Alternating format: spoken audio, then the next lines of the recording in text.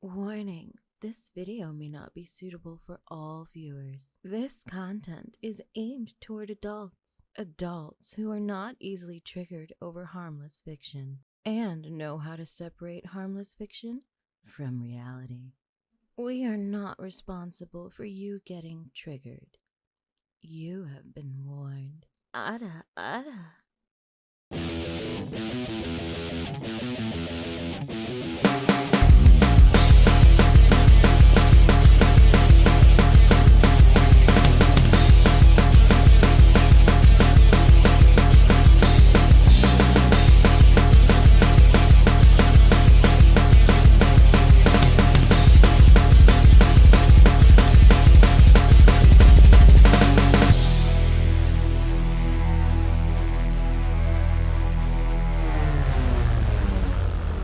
Hey, what's up everyone? It is I, the Video Game Hunter, and welcome to my VGH review.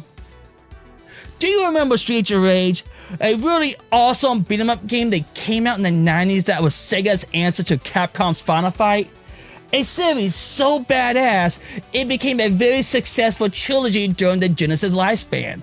And after that, they put the series on hiatus for 28 years.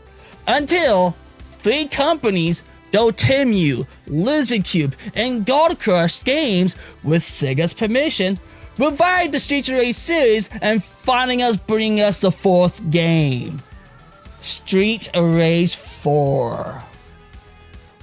Now, if you don't remember this series, then you are far too young to be watching this video, because today, I'm going to give you guys my review on Shanghai Angel, a game that's definitely a eroge parody of the Streets of Rage series. Yes, this game is in fact a eroge parody of the Streets of Rage series.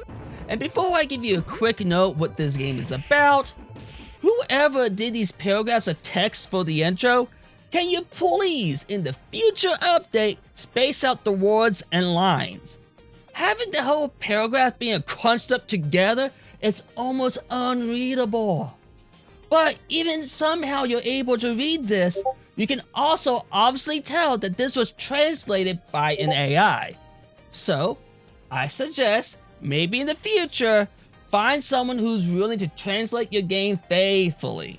And I mean someone who can translate it faithfully. Because there are those people out there who love enjoying ruining people's work, and see how much they can get away with. So with that out of the way, the narrative of this game centers around a young woman named Sarah, whose sister gets abducted by the Dark Organization, and with no way to contact the police or anyone she knows for help, it's up to her to rescue her sister. Sarah has past experience with the Dark Organization, and with her skills of gaining information and martial arts, she is confident in reclaiming what is rightfully hers, which is her sister. The gameplay is pretty much what you expect from a parody video game. It's not going to play exactly like the classic trilogy. If anything, the quality of the gameplay has more of a arcadey beat-em-up style than a 16-bit Genesis system. So in other words, expect the gameplay to be a bit more crazy and tons of more enemies on the screen when you get further in the game. One of the few things that this game does well that makes it feel like a Streets of Rage parody is that some of the enemies' designs in this game, you can easily tell who they are parodying from with the similar appearances and movesets. However, I must note that the boss fights in this game are notably lacking. In the Streets of Rage series, the boss fights are known to be challenging, each with their own unique moveset. In Shanghai Angel, these so-called bosses can be defeated quite easily, almost as if they were just mere grunts in the game. And this is including the final boss. While the boss fights may be lackluster, it doesn't mean you're gonna plow right through this game like it's nothing. Not right away at least. But you are definitely going to get a game over somewhere in the first few levels. And that is because your character stats in this game starts out really low. Yes, one of the few unique aspects of this game that does differently from the Streets of Rage series is that in this game, they give you experience points instead of regular points, which really does nothing but give you a chance to get a high score. And if you play Sega Genesis games in the past, you will know that getting these high scores are pointless because it resets once you turn off your game. You can spend your experience points once you lose a life, and when that happens, then it's game over. Yep, it's one of those games. One life and that's it.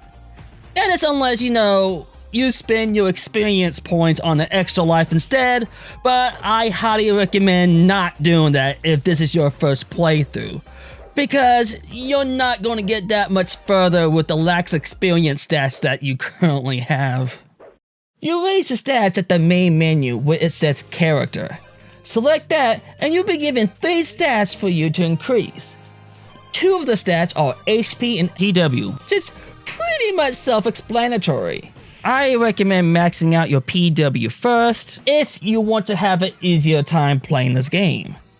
The reason why I recommend you do this first is because that I did not do this on my first playthrough. I end up maxing out my RS stats first, despite the fact that I didn't have a clue what it actually does. It took me a while, and in case you're as clueless as I was, it actually helps you fight off the enemy's special counter that you have with them. And since this is YouTube, I can't show off the special counter that you have with the enemies. So you're just going to have to play the game yourself if you're curious enough. The controls are pretty basic and easy to understand. So in other words, if you've been playing beat-em-up games since the 90s, you're going to understand how the control works very quickly. Another thing I like to give props on this game for is that they actually found a way for you to use a special move without damaging your health. Again, if you've been playing beat-em-up games since the 90s, you will know that there's a lot of games out there that will give you a button to activate a special move in exchange of a small piece of your health. Which to me, and probably some other gamers out there may feel the same way too, it's kind of pointless to use against an enemy since you're going to get hurt anyway. I know this is supposed to keep you from constantly using it, but there has to be a better way. Which Streets of Rage 3 actually did find a solution to this issue.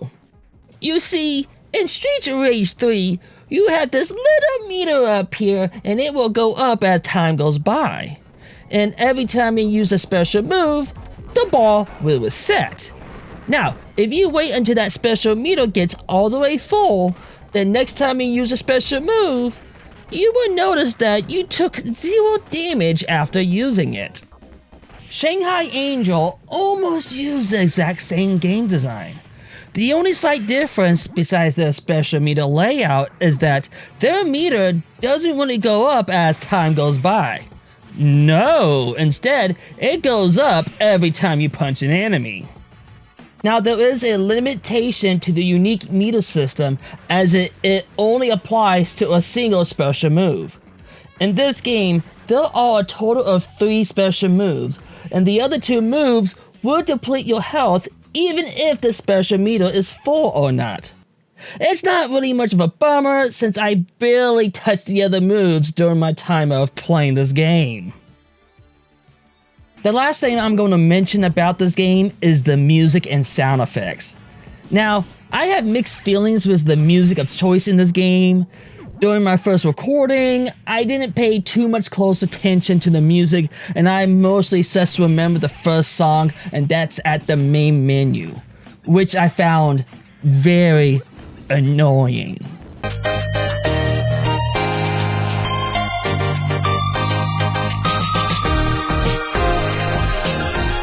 But after I did another playthrough to solely listen to the rest of the soundtracks in the game, I did find some decent ones I could jam to.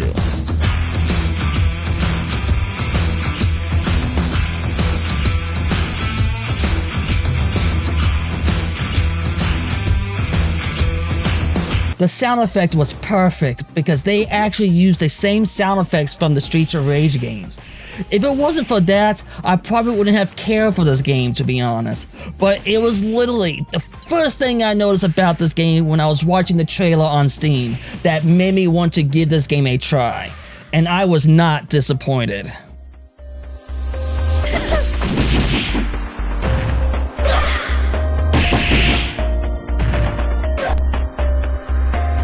So, to give you guys my final thoughts on Shanghai Angel, I have to say, for a game that you're only paying $1 on Steam, I'm definitely going to say, yes, I do in fact recommend this game.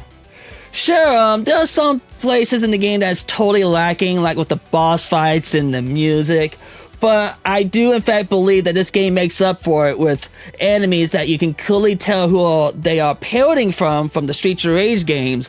And they have the sound effects from Streets of Rage, and instead of using points just to get high score, they make points as an experience so you can raise up your fighting stats to make the game a little bit easier on you.